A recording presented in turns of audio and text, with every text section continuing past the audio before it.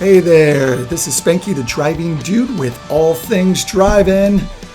Yeah, it's going to be a great episode today.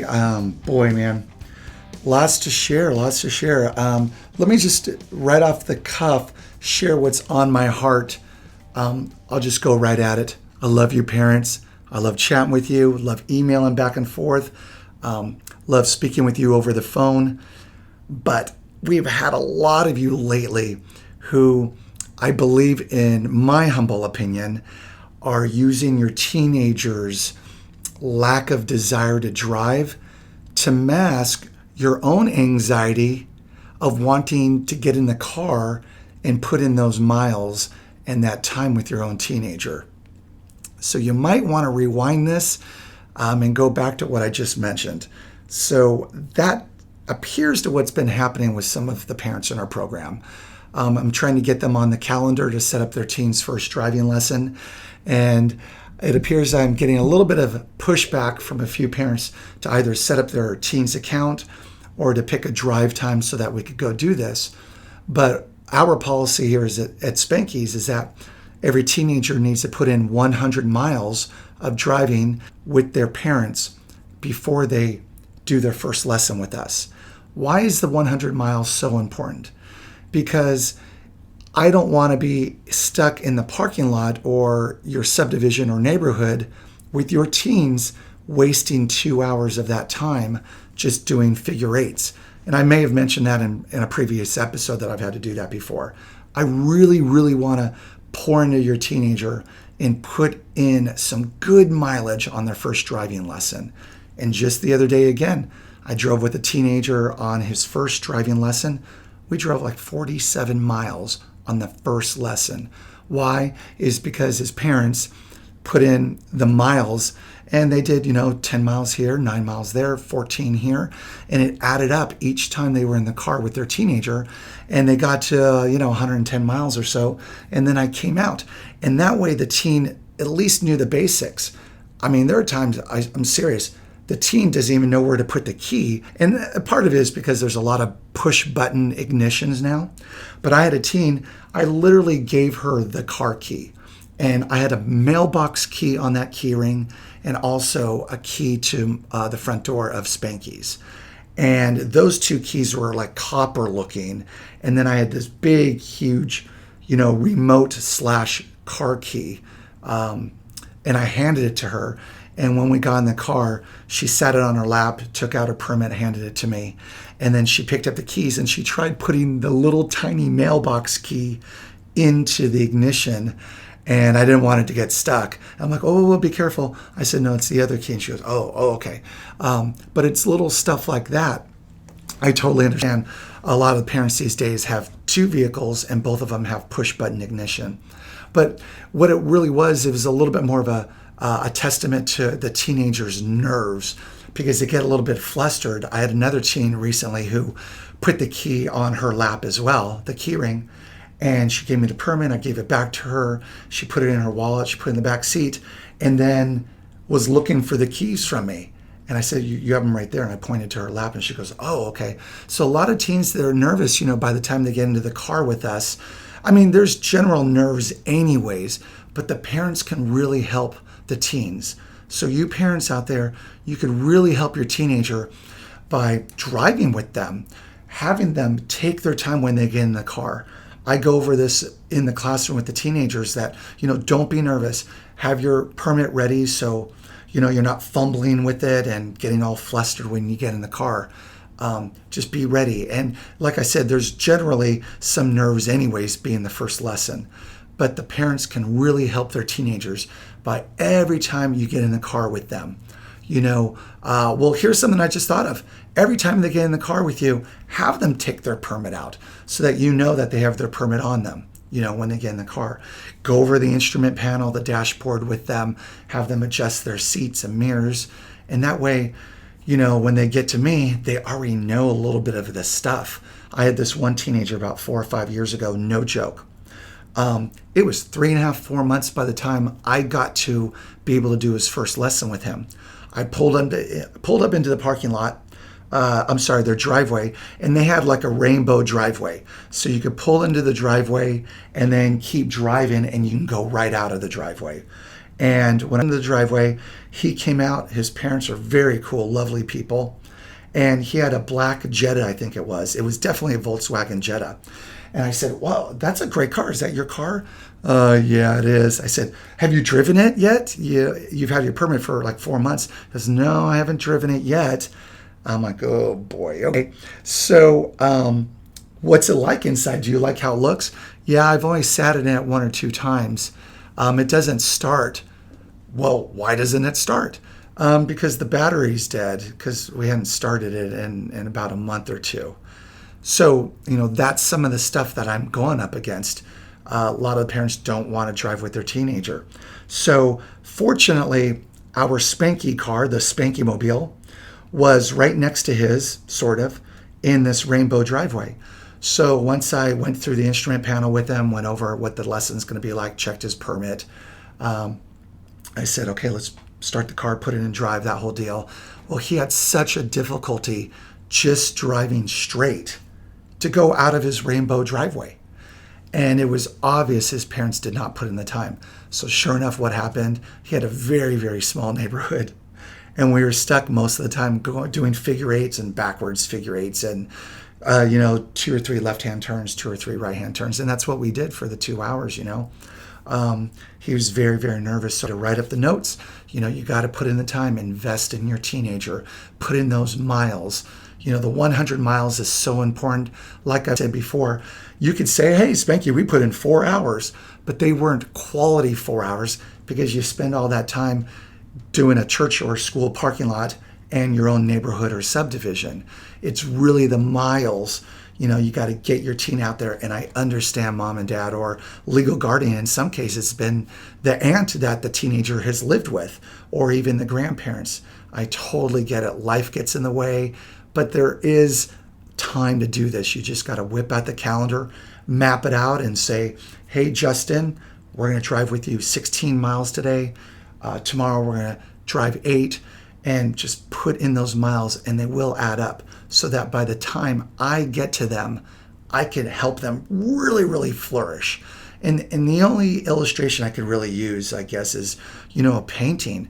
If you buy the stool, you buy the paints, you buy the paintbrush, you buy the canvas and get the easel and get your teen set up and help put the brush in their hand and test out a couple colors on the canvas. So by the time I get to them, I can actually show them how to start painting and using different colors. And the colors would end up being the intersections, the back roads, the hills, and the curves. And really getting them out there to do some really good painting on that first lesson. You guys see what I mean? I know I'm on a roll here, but I just stopped just to double check the past 8 minutes or so, and there appears to be some skipping in this episode, and it's happened in a couple other episodes, and I don't know how to go back and fix it, so I apologize. With that said, just keep getting your teens out there. Practice makes progress. It doesn't make perfect, but the more you drive with your teen, your anxiety level is going to go down as their ability level goes up. But the only way to do that is to put in the miles and put in the time. Your teen can't fake being a good driver when the time comes for them to test for their license. And yes, we do have parents who say, "Hey, we're in no hurry. We're just going to take our time and do this, on their timetable." But at some point, and I hear it all the time, at some point, you as the parent will start getting a little bit impatient, and you're going to say, "Hey, Junior, it's time that we start picking this up because you're going to be a senior, and we need to start getting going on this." So why not on the front end start and then put a plan in place. You should see the hand motions I'm using right now. I'm talking with my hands, but put a plan in place. And if you put a plan in place with a timeline, it's really going to help you. It's all about being that deliberate dad, being that mindful mom, that purposeful parent, and really making this happen. Because if you don't make it happen and come alongside them, it's not going to, because you guys are the parents. Hope you understand that. I'm not trying to take you to task, and I'm not trying to take you to task and so, come on, you got to do this. I totally get it. Everybody has their own method of learning from you guys. And you might say, well, we need some outside reinforcement. And I am that outside reinforcement. The thing is we have to partner together and walk your teenager down this road, because let's face it, this is the most dangerous thing your teenager is going to do on a daily basis, and that's drive. When they get out of bed, get their breakfast, backpack, get out the door, that 10, 15, 20 minutes they're driving to their school, that's the most dangerous time, and last stats that I heard, I'm going to have to go back online. Last I heard from Allstate is that teenagers make up 7% of the driving population out there, but they're responsible for 11% of the car crashes. And no wonder their insurance rates are higher. Think about that. 7% of the drivers, but it should be 7% of the car crashes then. But it's really about 11% of the car crashes. I heard another stat on that too, which is worse, but who knows, right? But yeah, man, just I know it can be scary out there, but you got to get over your anxiety. You could even go online, Google, extra brake pedal, and you could do that. Call me, email me, find me on social media, and I'll give you the hookup to the company that we get our brake pedals through. I think it's called OS Brake. Don't quote me on that. I probably shouldn't have even put it in this episode, but I'm pretty sure it is. OS Brake. You can Google them and, have the brake sent out to you that comes with the directions. You could take it over to your mechanic, and they've installed our brakes probably in under an hour. And that way, maybe that might help motivate you to drive a little bit more with your with your teenager, rather than pressing your fake brake or grabbing for your scream handle. Just remember, when you drive with your teenager, please chill out on the antics with yours. All that stuff. Sweetheart, be careful. What? I know you're probably smirking right now listening to this, or like I said, hitting that brake, that invisible brake. Don't yell at your teen. It could just shut them down, and I hear it all the time from teenagers when I take a poll. There are certain parents that they don't want to drive with because mom's a freak out there, and I could see her body movement out of my peripheral vision, and I could just feel her anxiety, and it starts to seep into me while I drive. I've heard it all, parents. Or dad yells too. I remember this one teenager. I met them at a pickup location, and when I greeted them, there was obviously some tension between the two of them. And the daughter was wiping her eyes. They were obviously red. She had been crying. Okay, fine. The mom leaves. I get the girl in the car. And the girl had been crying. And her emotions are still way up there, at the surface. I asked her what was wrong. She said that on the way to meet me, she was driving. And her mom told her to switch lanes. Well, she had some anxiety about switching lanes because she's not very good at changing lanes. And she didn't feel like it was safe enough for her to go yet. But her mom started yelling at her. And so the daughter started shutting down. She started crying. Now she has tears in her eyes. Her vision is blurry. You get it. They pull in the parking lot. They meet me. So she sat there and the tears started coming down again as she was sharing the story with me. So I just let her, recalibrate, decompress a little bit. So it took about 5 minutes. We put the car in drive after I go over everything with her. And we pull out. We're pulling out onto the boulevard. And I'm looking over at her and the tears are coming down again. And I can't have her drive while her vision's blurry. I can't have her drive while she's that emotional. So we pull over into the nearest parking lot. I have her recalibrate again. And this time she can't do it. She can't regain her composure. And here we are now 20 minutes into this. And so what I had to do was I had to switch sides with her. I had to drive her home. And we had to cancel that lesson.